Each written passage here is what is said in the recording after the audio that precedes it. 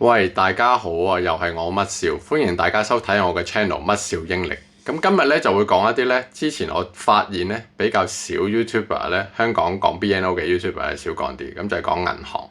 咁其實咧，即係教大家點樣開 account 嗰啲咧，就即係都比較多。今日我講呢啲咧，就係講幾個我自己認為係比較上新派啲、先進啲、多功能啲嘅一啲 virtual banks 啦，虛擬銀行。究竟呢幾間裡面咧，有啲咩功能係即係佢會比較突出啲、做得好啲？咁我自己又用緊邊間？有啲咩理由咧？咁就變成同大家分享一下咧。過到嚟嘅時候咧，就唔使淨係咧用一啲傳統銀行啦。其實咧，啲新銀行有好多新便利功能咧，你會發覺用落咧，即係翻唔到轉頭。好先進、好正嘅，咁我哋而家咧就今日咧去探討一下裏邊有啲咩細節啦。So let's get started。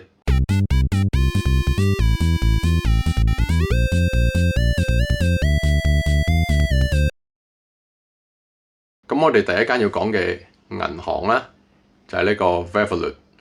咁 Revolut 咧，其實佢自己本身都未係一個全面有牌照嘅銀行嚟嘅。簡單講，佢就係一個金融機構，有少少似呢啲 PayPal 咁樣。咁但係佢又唔係 PayPal 嗰種，即係淨係要嚟買嘢過數啦。佢有好多功能，其實都同一間銀行咧係完全接近係一樣咁，就係爭在佢就係佢嗰個牌照方面。咁佢有啲理由，咁佢就我都冇深究啊。咁但係總言之，佢就未有個牌照。咁但係佢都即係話俾大家聽，佢後邊幫你存住錢嗰個機構咧，就係一間受監管嘅機構嚟嘅。咁啊變成咧，即係叫大家都唔使擔心。咁另一方面咧，就係咧佢哋存你嗰啲錢就擺開咗啦。咁啊變成佢哋營運到咧，就係如果佢哋破產咧，就係另外一個 account 嘅錢嚟。咁所以咧就亦都唔需要怕咧，就係話Revolut 佢哋因為營運上面咧使晒啲錢而係用到你啲錢，咁其實呢個情況就唔會出現嘅。咁然後點解佢都好似未係一個 fully regulated 嘅 bank， 咁都要即係介紹佢咧？因為佢真係好多先進嘅功能咧，係得佢先有嘅。咁而且咧佢嗰個便利度咧，一用落隻 app 咧就發覺咧其實都好大分別，唔止個樣嘅設計，甚至乎即係嗰個流程啊，或者其實佢裏邊啲功能咧，你發覺嗰個貼心程度咧 Revolut 係做得真係非常之出色嘅。咁啊，例如舉下例啦，佢係可以投資呢個加密貨幣嘅啲 cryptocurrency 啦。咁其實佢喺裏邊係可以即係直接做到買賣啦。咁另外咧，呢個買賣股票咧都有。咁你會發覺咧，其實其他嗰啲 challenger bank 咧，例如咩 Starling 啊或者 Monzo 呢啲，我陣間會講啦。佢哋係冇呢個股票買賣功能嘅。咁你買賣股票咧，可能真係去翻一啲投資相關嘅嗰啲公司咧，先會有做。咁呢個咧同香港玩法有少少唔同。咁但係 Revolut 係其中一間咧係可以做得到，即係佢有呢個存錢功能之外咧，亦都有埋股票投資啦。咁甚至乎咧，佢亦都有一啲儲錢嘅功能咧，就係咧佢有啲夾萬嘅功能嘅，就有少少似咧呢個Monzo 裏邊嗰啲 Piggy Bank 咧，就係你可以分開一嚿錢擺，唔使你話你日常使咧就使晒嚿錢，其實佢另外可以即係分開幾個唔同嘅 pot 咧，其實你可以喺唔同嘅功能上面咧就分開啲錢去管理嘅。咁另外佢都有啲功能咧，都係好正，我暫時都未喺其他 bank 度見到有咧，就係咧佢可以 link up with 咧你其他 major 嘅 banks 嘅 account 咧，就擺晒喺一齊咧，就好似咧你譬如話你 Gmail 咧可以你管理埋其他 mailbox 咁樣。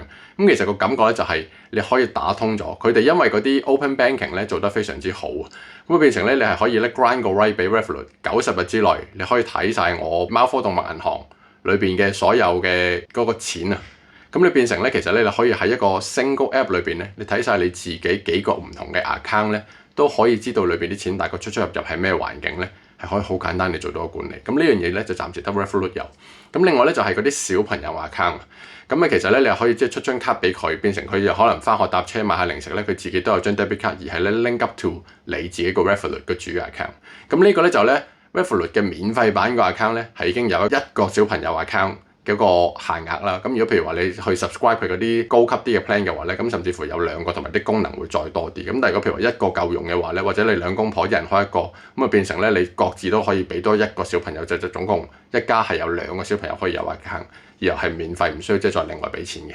咁跟住咧就係咧呢個 Revolut 咧，亦都比較出色咧，就係咧佢咧好明顯係有一張 virtual card 啦。咁嗰張 virtual card 咧係有另外自己一 set number 嘅。咁啊變成咧其實你係可以咧好快脆地咧即係揸住呢張 virtual card 咧。一申請咗個 account，你係即時開，其實開個 account 可能幾分鐘，因為其實佢都冇一啲受監管銀行啊，即係咁嚴謹嘅一啲批核程序啦，相對地係鬆啲嘢，好老實講。咁但係有利有弊啦。咁啊變成咧，其實你即係幾分鐘開完個 account 咧，你可以即刻擺錢落去就用啦。咁咧你已經係一個 virtual card 嘅 account，你唔使等佢張卡寄嚟咧，已經可以即時上網咧就做 shopping。呢一樣嘢再延伸落去咧，其實咧 Revolut 咧係可以做得到咧，你有啲 shopping one time only 嘅 credit card。咁呢一樣嘢咧係即係正到無倫，你好驚人哋偷到你啲 account 嗰啲資料咩？咁其實佢就係用一張一次性即棄式嘅 virtual card。咁呢一樣嘢咧就變成咧，你係可以透過佢自己本身有一個 Chrome 嘅 extension 啦，又係 Chrome browser 先做到啦。咁然之後咧喺個 Chrome 嘅 extension 嗰粒掣度咧就 generate 張卡出嚟咧，咁啊用完嗰一次之後咧就即係拜拜就冇咗噶啦。咁嗰張卡你想下次再用咧，咁啊又將嗰張新嘅咯。咁變成你去買一啲你都唔係好信得過去嘅網站嘅時候咧，你可以用呢啲 one time 卡。咁不過咧 Revolut 咧 physical 嘅卡咧就有少少弊處嘅，就係咧佢寄張卡俾你咧要收你5磅嘅。咁但係咧，其實呢5磅咧，我覺得咧都 OK 嘅，因為咧你有張 physical 卡，有陣時真係突然間唔知做乜部手機腎咗冇電，你都真係要使錢嘅話咧，其實就有張 physical 卡咧係方便啲嘅。咁同埋咧，我自己幾中意佢咧，就有個 budget planning 咧，簡單講就係我嚟緊個月我嘅水電煤究竟我 expect 佢係要俾幾多錢，或者可能買飲飲食食啊，然之後可能買衫睇戲食飯啊出街咁樣，咁呢啲咧可以做一個預算咧。咁啊變成咧 plan 好咗之後咧，你之後會睇翻你自己嗰個月使緊嘅錢係咪 align to 你個 plan 咧？其實呢啲都係 Revolut 自己本身裏邊就已經有嘅功能。咁呢個咧就唔係間銀行都有嘅。咁呢個我自己都幾中意嘅。咁咧就變成咧你自己咧係好掌握到咧你自己啲錢究竟去咗邊度嘅。咁第二間要講嘅銀行咧就係 Monzo 啦。咁其實咧呢間咧都可以話係咧英國呢啲新派銀行呢啲 virtual banks 咧，佢係即係領軍咁滯㗎啦。咁多年嚟咧，佢又好似唔知2017年開始就正式攞到個牌照啦。之前其實都係齋做 debit card 嘅啫。跟住然之後攞到個 full 嘅 bank 嘅牌照之後咧，即係全面地推廣佢嘅銀行服務啦。亦都受到廣大嘅英國民眾嘅歡迎啦。變成其實咧佢都即係冒起得好快，亦都加咗好多新功能落去。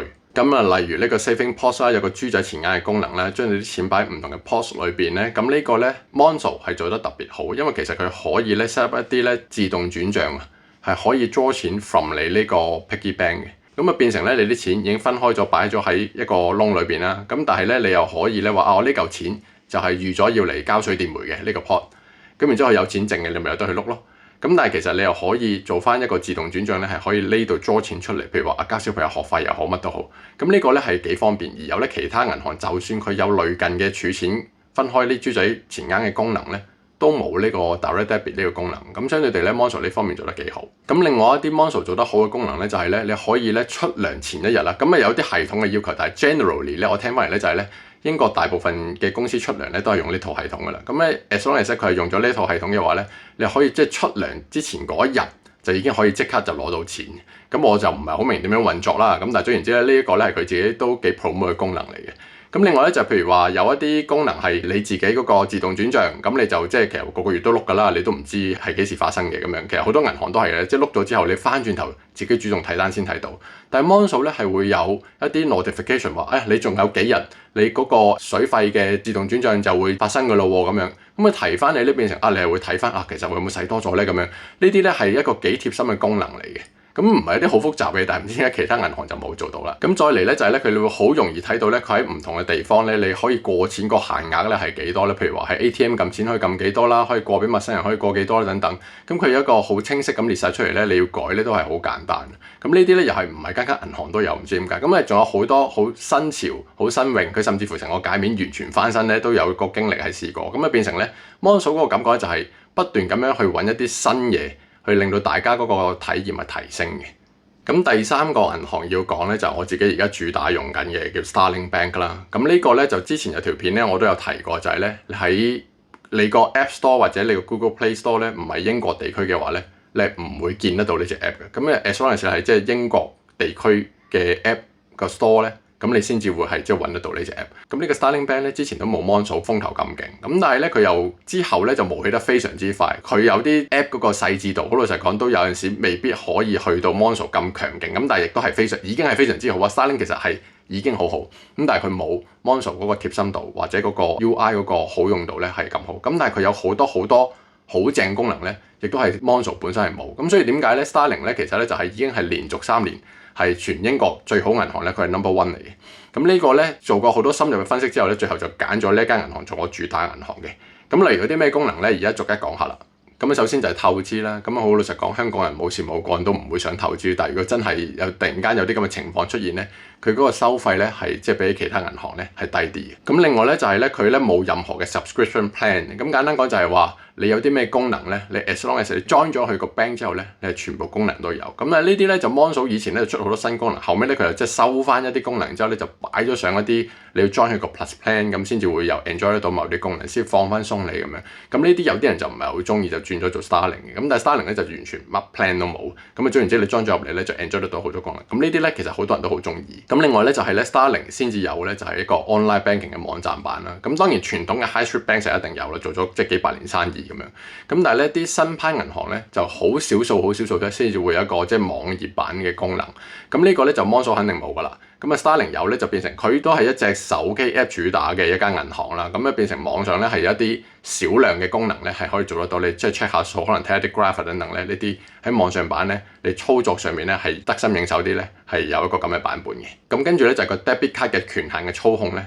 Starling 又係做得好細心，咁啊例如咧，你會係可以准唔准許佢做呢個 online 嘅 transaction 啦，咁可以即係話突然間你成張卡可能係俾人哋網上面盜取咗咧，你可以淨係停咗佢網上嗰個交易功能啦，而又可以繼續撳錢啦，或者淨係停咗佢撳錢嘅功能啦，或者其實咧佢可以做一個 location base 嘅一個詐騙嘅 detection 啦等等，咁呢啲咧都係咧 Starling 咧先至有咧，咁暫時其他 bank 咧就追起上嚟咧都未見到有嘅。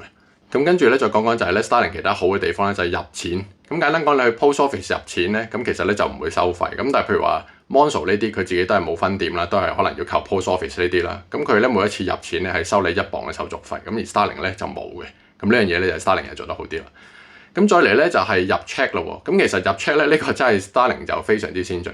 你咧只要咧係將 check 嗰個銀碼係低過500磅嘅話咧，你係用佢隻 app 嚟影張相咧，佢就即係處理3日啦最多。咁就會即係過到數俾你啦。咁又或者咧，如果你將 check 個限額係大過500磅咁啊點啊？咁就用翻即係佢同呢個 Royal Mail 合作嘅一個 free post 啦。咁簡單講就係你將 check 背脊嗰度寫翻自己 account number， 寫翻自己個名，入落個信封度。個信封咧只係需要寫 free post Starling 咁樣，地址唔使寫，郵票唔使貼，你就咁擺落去個郵箱度咧，咁佢就會自動幫你搞掂，都係3、4、5日咁上下啦。咁咪會幫你處理得到，因為中間牽涉咗咧郵遞嗰個時間啦，咁所以比起咧就咁影張相係耐多少少。咁但係咧其實咧聽翻嚟咧就比起其他譬如 Monzo 嗰啲咧閒閒地都要2個禮拜咧 ，Starling 咧呢一個咁嘅 time frame 其實已經係好快㗎啦。咁另外咧就係咧 Starling 咧係可以做到咧，你有啲地方，因為其實啲 virtual bank 咧本身即係啲交易咧都會好即時地喺隻 app 度俾 notification 你要你做 confirm 噶嘛。咁但係咧有陣時咧，如果譬如話你真係去到個地方，例如停車場或者入咗啲超市咧，突然間收唔到 internet， 你又要做啲交易，咁點搞咧咁樣？咁呢啲就傳統銀行就有翻個優勢，就其實可以收到電話嘅 SMS 啦。咁其實都做到，而 Starling 咧都有係可以收到 SMS message 咧，係可以做到個 transaction code 個 confirmation 咧。咁呢啲又係 Starling 有，Monzo 又係冇嘅。咁啊，最後就講一講啦。其實咧點解會揀咗 Starling 嘅另外一個主打原因咧，就係咧你入到隻 app 第一頁咧，佢就已經即刻有個 pie chart 喺度咧，就俾你睇到你今日或者其實你即係 flip 佢一下去另外一頁咧，就你今個月使咗嘅錢咧，大概係喺邊一啲分類裏邊啊。咁譬如你買啲 groceries 嘅，或者可能譬如話你買嘢俾屋企嘅，出街食飯嘅，佢係全部自動幫你 categorize 好晒咧。你啲分咗類咧，你好清楚睇到，哇死啦！原來今個月出街食飯食多咗喎，哎呀，原來今個月俾 utility 俾水電煤俾多咗喎，即係使得勁咗。大家可能即係要就住啲用啊等等，你係好容易咧係 plan 得到自己咧，你生活上面究竟要有啲咩調節，而係令到自己個 saving 咧係做得更加好。咁呢啲係真正嗰個理財，就係咧其實你發自內心就係銀行俾一啲資訊你自己去點樣去 plan 你自己個生活，究竟要點樣去協調。咁嘅 instead 就係香港好似係其實冇呢啲嘢，你自己咁大個人你咪自己管咯咁樣。總之我俾個地方你擺錢咁就得㗎啦。咁呢度咧就有好多嘅工具咧已經 integrate 咗喺個銀行裏邊咧，好方便就可以做到一個理財個效果嘅。好啦，咁今日咧呢個銀行嘅 topic 咧就講到嚟呢度啦。咁我諗如果大家有啲咩興趣，想知道多啲銀行相關嘅 topics 咧，咁如果我咁啱都知道嘅話咧，我都會盡快去答翻大家嘅。咁希望大家中意呢條片就俾個 like 啦。咁啊，然之後咧 subscribe 埋我呢個 channel， 撳埋個鐘仔咧，有啲咩片就即刻通知到你啦。咁啊，最後咧就講一講，如果有啲乜嘢留言，好歡迎咧可以喺下邊嗰個地方度咧就打低咗佢啦。咁我會盡快覆翻大家嘅。咁啊，有啲咩問題就儘管問啦。咁啊，多謝晒各位先，拜拜。